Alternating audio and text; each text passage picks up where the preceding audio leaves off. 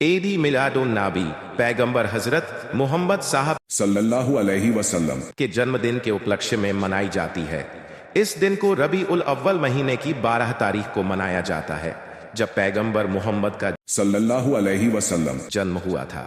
यह दिन मुसलमानों के लिए एक महत्वपूर्ण धार्मिक और सांस्कृतिक पर्व है, जिसमें पैगंबर के जीवन, शिक्षाओं और मानवता के संदेशों को याद किया जाता है। ईद मिलाद क्यों मनाई जाती है? पैगंबर का जन्मदिन। यह दिन इस्लाम के आखिरी पैगंबर हजरत मोहम्मद साहब सल्लल्लाहु अलैहि वसल्लम की पैदाइश का प्रतीक है, जो दुनिया के लिए पैगाम और मार्गदर्शन लेकर आए थे। पैगंबर के संदेशों का स्मरण इस दिन को पैगंबर मोहम्मद सल्लल्लाहु अलैहि वसल्लम के जीवन और उनके द्वारा दी गई शिक्षाओं को याद करने के लिए भी मनाया जाता है। वे पैगाम इंसाफ, दया और समानता के पैगंबर थे। आस्था और एकता का पर्व। यह दिन मुस्लिम समुदाय के लोगों को आस्था और सामुदायिक बंधनों को मजबूत करने का अवसर प्रदान करता है। शोक या उत्सव। कुछ मुस्लिम इसे खुशी और जश्न का दिन मानते हैं, जबकि कुछ इसे पैगंबर के इंतकाल से भी जोड़कर शोक और आत्मंथन का अवसर मानते हैं, क्योंकि उनका जन्म और निधन दोनों एक ही दिन 12 रबी उल अव्वल माना जाता है। कब मनाई जाती है?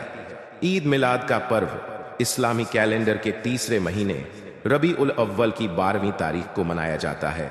यह तारीख चांद देखने पर निर्भर करती है, इसलिए यह हर साल अलग अलग तारीखों पर पड़ सकती है। हजरत मोहम्मद सल्लल्लाहु अलैहि वसल्लम इस्लाम के संस्थापक थे, जिनका जन्म 570 ईस्वी में मक्का में हुआ था। अनाथ होने के बाद उनका पालन पोषण उनके दादा और फिर चाचा ने किया। 610 ईस्वी में उन्हें जिब्रील देवदूत के माध्यम से ईश्वर की वाणी कुरान प्राप्त हुई। उन्होंने लोगों को एकेश्वरवाद और अल्लाह के प्रति समर्पण का संदेश दिया, जिससे कई लोग इस्लाम में दीक्षित हुए। मक्का के ऑपरेशंस के बाद वे मदीना चले गए, जहां उन्होंने समुदाय स्थापित किया और हिजरा इस्लामी कैलेंडर की शुरुआत का प्रतीक बनी घटना घटित हुई। उन्होंने मक्का पर विजय प्राप्त की और उनकी मृत्यु के समय तक अरब प्रायद्वीप के अधिकांश लोग इस्लाम में परिवर्तित हो गए थे। बचपन और जवानी, जन्म और पालन पोषण।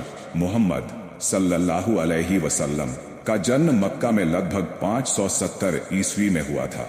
वे अनाथ थे, क्योंकि उनके पिता का जन्म से पहले ही देहांत हो गया था। जब वह 6 साल के थे, तब उनकी मां का भी देहांत हो गया और उनकी परवरिश उनके दादा और फिर चाचा ने की। पैगंबरी और कुरान ईश्वरीय संदेश की शुरुआत लगभग 610 ईस्वी में देवदूत जिब्रील ने उन्हें ईश्वर का संदेश देना शुरू किया। यह ईश्वरीय संदेश कुरान के रूप में प्रकट हुआ, जिसे मुसलमान ईश्वर की शाब्दिक वाणी मानते हैं। इस्लाम का प्रसार। हजरत मोहम्मद सल्लल्लाहु अलैहि वसल्लम ने अल्लाह के एक होने और उसके प्रति समर्पण का संदेश फैलाना शुरू किया। उन्होंने लोगों को नैतिकता और न्याय का पाठ पढ़ाया। हिजरा और मदीना में जीवन। मक्का से मदीना तक। मक्का में उनके अनुयायियों और उनके जीवन पर ऑपरेशंस के कारण वे और उनके अनुयायी मदीना चले गए। इस घटना को हिजरा कहते हैं, जो इस्लामी कैलेंडर की शुरुआत भी है। समुदाय का गठन। मदीना में उन्होंने मदीना के संविधान के तहत विभिन्न जनजातियों को एकजुट किया और एक मजबूत समुदाय बनाया। मक्का की विजय और निधन। मक्का की विजय। अंततः हजरत मोहम्मद सल्लल्लाहु अलैहि वसल्लम ने मक्का पर चढ़ाई की और इसे जीत लिया। उनकी मृत्यु के समय तक अरब प्रायद्वीप के अधिकांश लोग इस्लाम स्वीकार कर चुके थे। कुरान का संकलन। अपनी मृत्यु तक प्राप्त होने वाली ईश्वरीय प्रकटियां वह कुरान की आयतों के रूप में दर्ज की गईं, जो इस्लाम का आधार बनी। वीडियो अगर आपको अच्छा लगा हो तो लाइक, शेयर और सब्सक्राइब जरूर करें। के लिए इतना ही। मिलते हैं दूसरे वीडियो में। अस्सलामु अलैकुम।